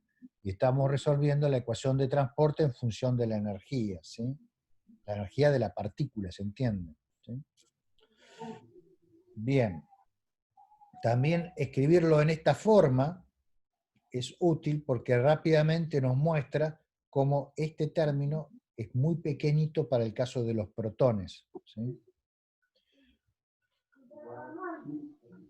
Y ya no está preguntando, quizás tiene el micrófono abierto alguien, porque se escuchan niños. Bien, si lo queremos expresar, estas pérdidas, en unidades, digamos, que queremos tener una fórmula ya lista para hacer una cuenta, digamos, entonces queremos expresarlo en unidades convenientes, lo usual es que pongamos, la escribamos para poner el campo magnético en Gauss, ¿sí? Y con un coeficiente tal que nos dé en electronvolt por segundo las pérdidas. Entonces, esta expresión ya está preparada para eso, ¿sí? Entonces, fíjense que si esto yo lo divido por 1 sobre E, 1 sobre la energía, y hago T a la menos 1, o sea, hago esto a la menos 1, perdón, me queda T a la menos 1. ¿Sí? O sea, de hecho, perdón, si lo divido por 1 sobre E, esto es la definición de T a la menos 1. Eso. Si lo divido por 1 sobre E, o sea, si acá tacho esto, lo que me queda es la expresión de T a la menos 1, que es la tasa de enfriamiento. Entonces yo si tengo una expresión similar a esta para otro proceso, y después lo vamos a ver, por ejemplo, el próximo que vamos a estudiar es de scattering Compton inverso, voy a tener una expresión similar a esta para el otro proceso. Entonces, lo que puedo hacer es simplemente comparar esta expresión con la que tengo para el otro proceso, o puedo graficarla en función de la energía, que sería en función de gamma, que van a ser dos líneas rectas, porque van a depender directamente de gamma, ¿sí? Y veo cuál domina sobre la otra. Entonces, la que sea más grande, porque esto es T a la menos 1, o sea, el que tenga el tiempo de enfriamiento más corto, al revés, es el proceso dominante. Y después si quiero calcular la emisividad y todo eso, que ya es más complicado, se lo calculo solo a ese proceso y no a todos. ¿Sí? ¿Se entiende? Bueno, ahora, esta radiación que se está produciendo, tiene una distribución de energía, no es que sale toda la radiación con fotones todos igualitos unos a los otros, ¿sí? Sino que tiene una distribución en energía que hay que calcularla, que se puede calcular utilizando la electrodinámica clásica, básicamente a partir de las ecuaciones de Maxwell. Uno deriva los potenciales radiativos, los potenciales de Linar-Wiechert, y en base a eso puede calcular la distribución espectral de esta radiación que está siendo producida por esta aceleración debida al campo magnético. Y la distribución espectral básicamente va a tener una dependencia en la energía de los fotones que van a estar siendo emitidos, ¿sí?, por electrones que van a tener un factor de Lorentz gamma, ¿sí?, y para un cierto ángulo, antes de promediar, alfa, entre los electrones y el campo magnético, que va a venir dado por esta expresión que está acá, ¿sí?, que depende del campo magnético, del ángulo, de la energía de los fotones, ¿sí?, y donde este K5 tercios es una función de Bessel modificada de segunda especie y de orden 5 tercios, que está tabulada, la función de Bessel, en general hay tablas de funciones de Bessel, o tablas en mi época, en la época de ustedes hay librerías, digamos, en las cuales que uno llama en programas como Matemática o Maple, y simplemente les computan la función de Bessel llamando a esa librería, ¿no? Entonces aquí es una integral desde la energía del fotón en unidades de una cierta energía crítica, que se define de esta manera que está aquí, hasta infinito, ¿sí? Entonces, lo que hay que programar para calcular es esta integral que está aquí, la integral de la función de Bessel entre este valor e infinito. O sea, una función de esta forma, que está aquí. Vamos a llamarle f mayúscula de x a x, porque acá tenemos una e multiplicando, ¿sí?, desde x hasta infinito para la función de Bessel de segunda especie y orden 5 tercios. Entonces, si uno grafica esto, si uno pone esto en matemática y le pide a matemática que lo grafique en función de x, de esta variable, ¿sí?, que es la energía, insisto, de los fotones, que es la variable que nos interesa, en unidades de esto, la función que se obtiene es una cosa así, esta que está acá, ¿sí? Tiene un máximo en un valor de x que es 0,29. Se incrementa rápidamente para valores chicos de x, de hecho acá aumenta más o menos como x a la 1/3, y después cae en forma cuasi exponencial, o sea, tiene un fast rise and exponential decay, ¿sí? Se levanta rápido y cae después exponencialmente. Bien. Entonces, esta es la forma que va a dominar el espectro de producido por una partícula relativista de factor de Lorentz gamma que se mueve alrededor de las líneas de campo magnético B, ¿sí?, con una velocidad que forma un ángulo alfa con esa línea de campo.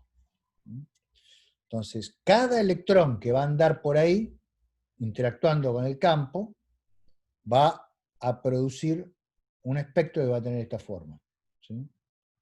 Obviamente vamos a tener una variedad de electrones con distintas velocidades seguramente, distintas energías.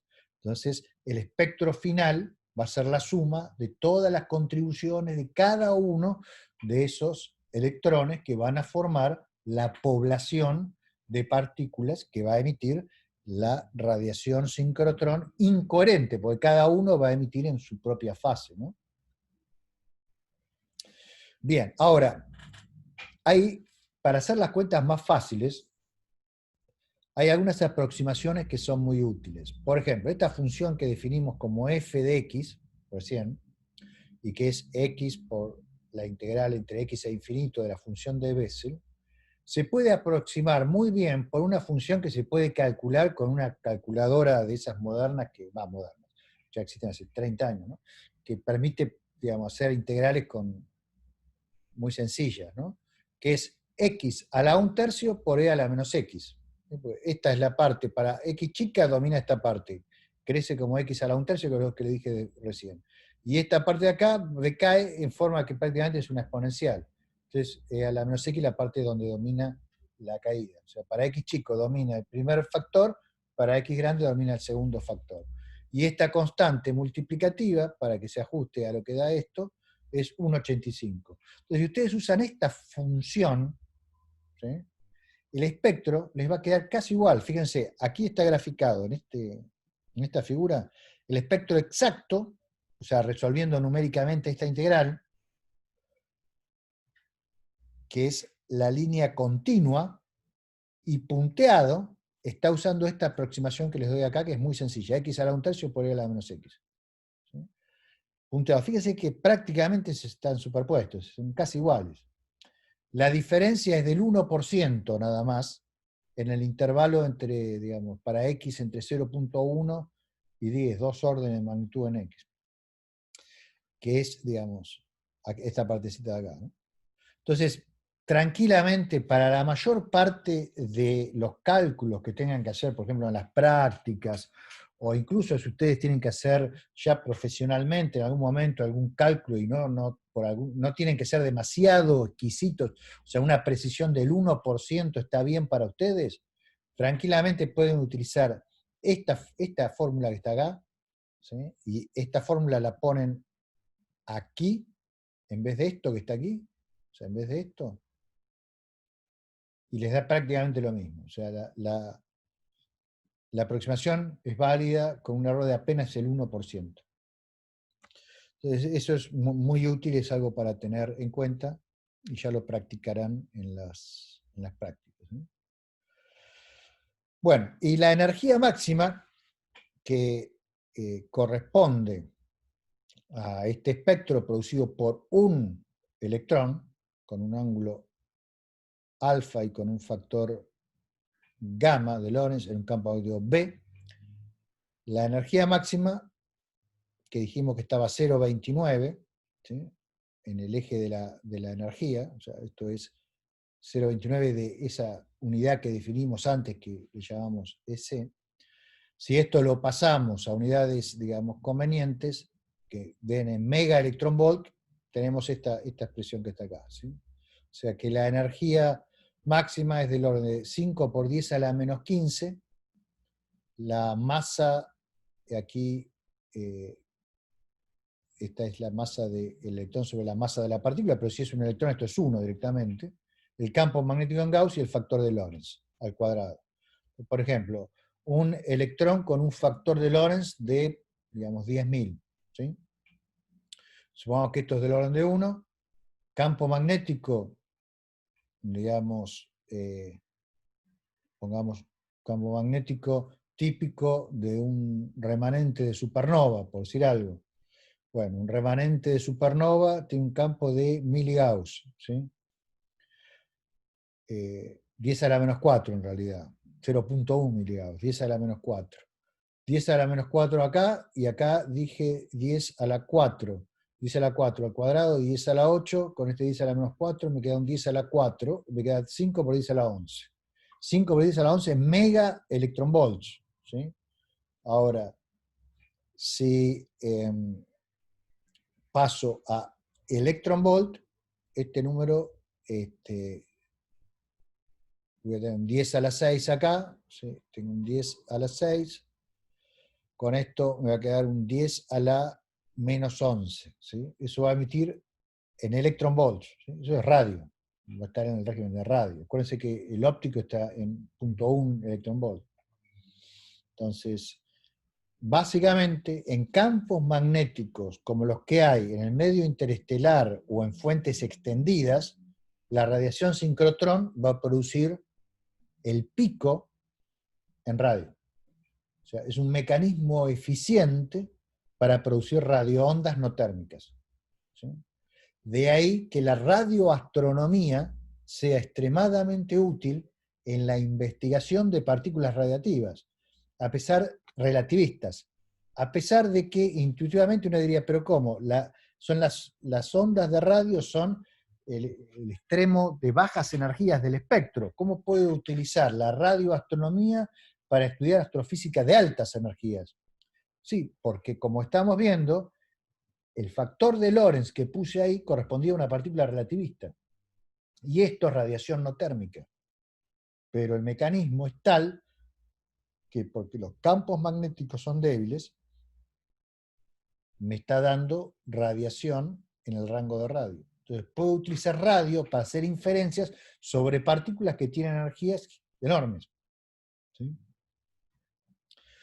De ahí que la radioastronomía haya sido la primera de las ramas de la astronomía en incursionar en las altas energías.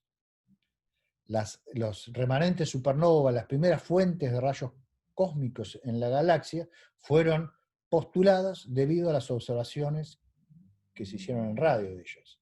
En particular, la nebulosa del Cangrejo, que es una fuente muy poderosa y fue muy estudiada por los pioneros que descubrieron y formularon la teoría de la radiación sincrotrón a principios de los 50. Estoy hablando de Shklovsky, Ginzburg y Sirovatsky, todos rusos. A propósito, les recomiendo mucho la lectura del libro original de Ginzburg y Sirovatsky del año 1964, que se llama The Origin of Cosmic Rays.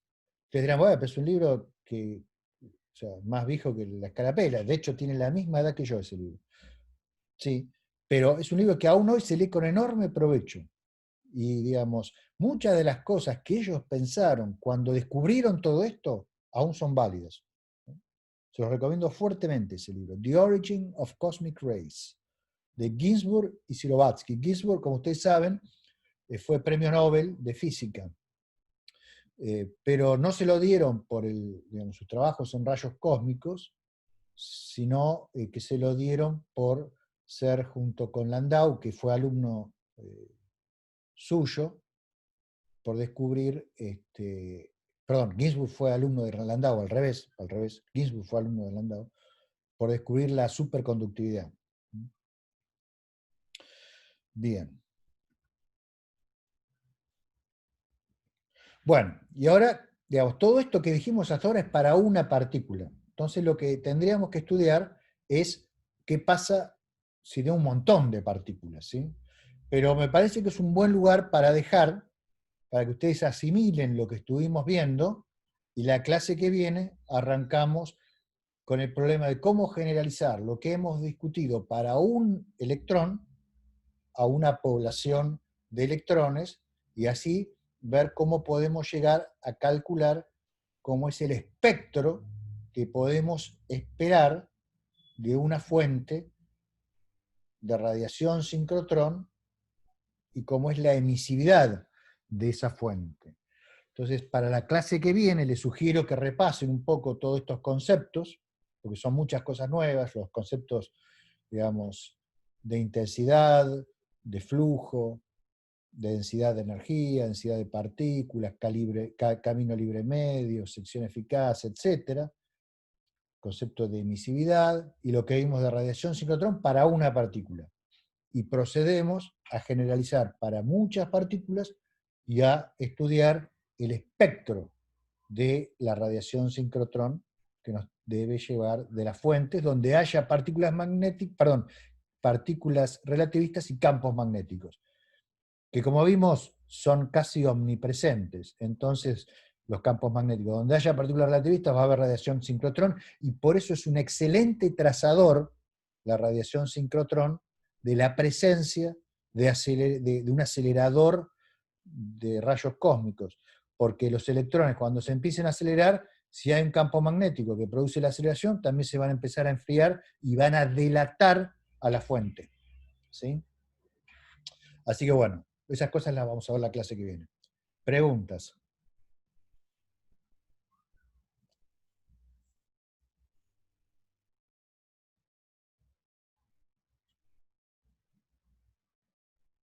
¿No hay preguntas?